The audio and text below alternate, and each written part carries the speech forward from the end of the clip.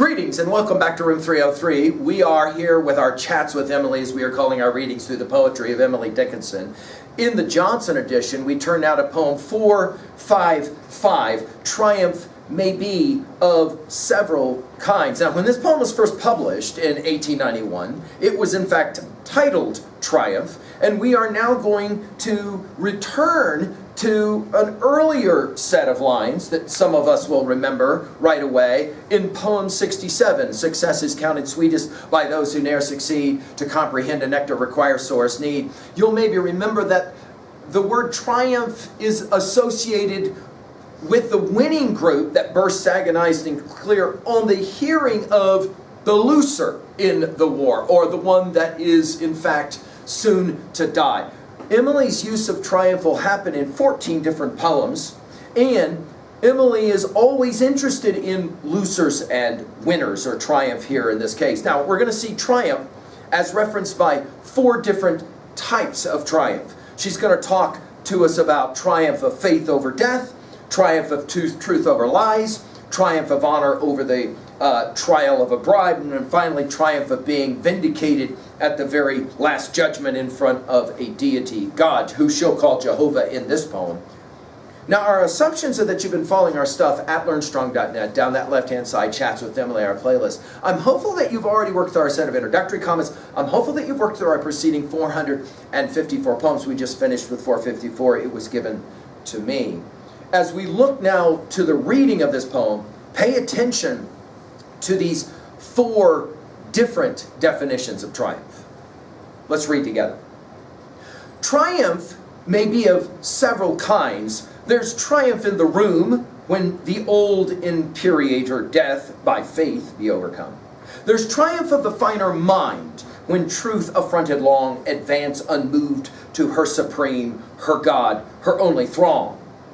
A triumph when temptation's bribe be slowly handed back, one eye upon the heaven renounced, and one upon the rack. Severer triumph by himself experienced, who pass acquitted from that naked bar, Jehovah's countenance. Now, right away, notice that she'll point out that triumph may be of several different kinds. In other words, we think of winners as being kind of a clean idea. In other words, it's simple. Winners are not losers. And yet in this poem, Emily seems to be suggesting there's different kinds of triumph. There's different kinds of success. Notice, 1. First, there's triumph in the room, when the old imperator death, dash, by faith, dash, be overcome. Now I want us to pay attention to the 4 verbs of this poem. They're all in the subjunctive mode, and notice that it instills a certain kind of uncertainty about whether Emily is asserting with absolute, or maybe she's questioning the possibility of this. But notice the first one is when it comes to die. What kind of faith does one have? Now, we have already commented many times already. Emily as skeptic versus Emily as believer. Does she believe in an afterlife? Does she believe in a deity that in fact will be there or not? In this poem there seems to be a suggestion, yes. There is the triumph, in other words, of faith over death.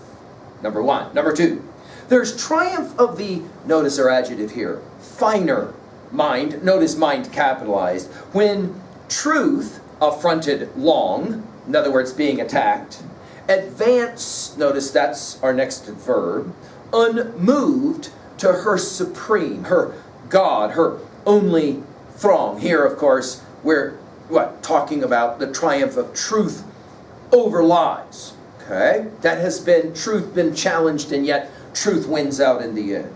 3, there is a triumph when temptation's bribe be slowly handed back. This is interesting. In other words, I want to keep maybe the bribe money, but I turn it down. My honor says I can't, and I slowly hand it back.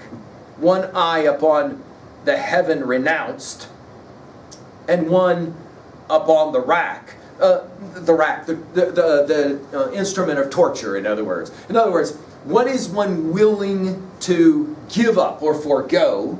There is a triumph there of a kind, she argues.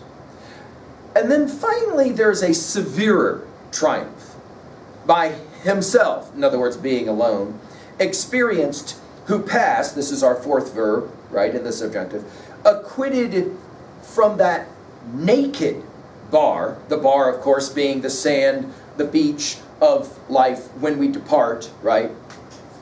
Jehovah's countenance. Now, Jehovah is just another word for deity or for God. She already used it in poem 415. She'll use it again in 476. We'll see it in 626, which is an interesting use of it. She'll say it this way at 626. Only God detect the sorrow. Only God. The Jehovahs are no babblers. By the way, notice plural, not singular. Unto God. God the Son confided, still secure. God the Spirit's honor, just as sure. We'll see it again in 982. We'll see it again in 1748. In other words, there is the triumph of standing naked, meaning, of course, you're no longer in this life. We're borrowing, of course, from our Dante here. At the moment of death, we awaken on the other side, completely naked, and we look around to see everyone else that has recently died as well, all moving towards that major river that we must go across before we, of course, meet our judgment and possibly our eternal fate in Inferno. Notice here, it's to meet God's face or God's countenance and to know you lived well enough that you needn't worry about it. Okay, what are we going to do with a message at 2a for this one? I think the argument she's making is that most important triumphs in our life are actually moral triumphs. That is to say, it isn't just winning the game, it's how we win the game of life, the moral triumphs. At 2b, I like how she dramatizes each of these triumphs. Notice, in the first triumph of faith over death, it's a kind of wrestling.